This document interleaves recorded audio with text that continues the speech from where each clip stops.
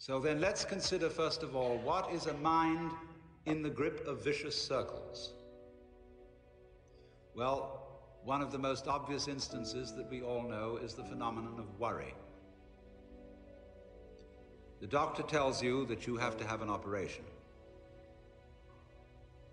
And that has been set up so that automatically everybody worries about it.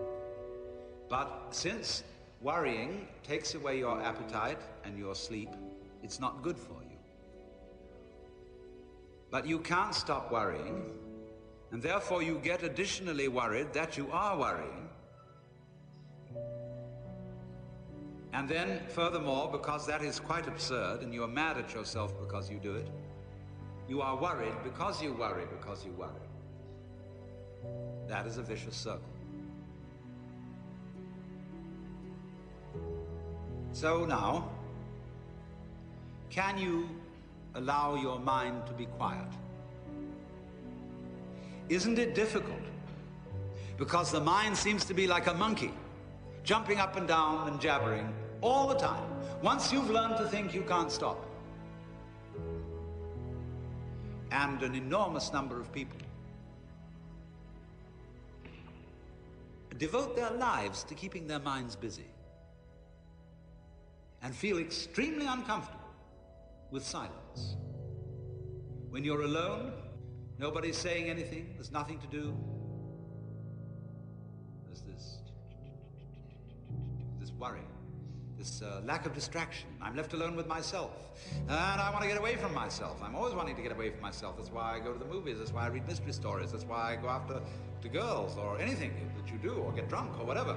I don't want to be with myself. I feel queer. So, well, why do you want to run away from yourself? What's so bad about it? Why do you want to forget this? Why do you want to become absorbed?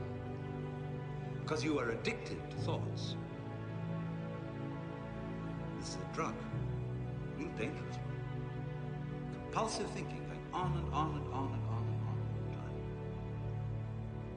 It's a habit. So there's a difficulty about stopping that activity. And you really have to stop it if you want to be sane. Because if I talk all the time, I don't hear what anyone else has to say. Then I'll end up in the situation of having nothing to talk about but my own talking. Or so in exactly the same way, if I think all the time, I won't have anything to think about except thoughts. So in order to have something to think about, there are times when you simply must stop thinking. Well, how do you do that? The first rule is don't try to. Because if you do, you will be like someone trying to make rough water smooth with a flat iron. And all that will do will stir it up.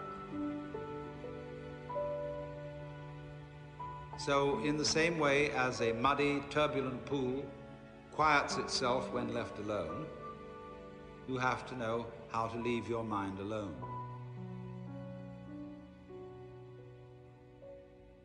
It will quiet itself.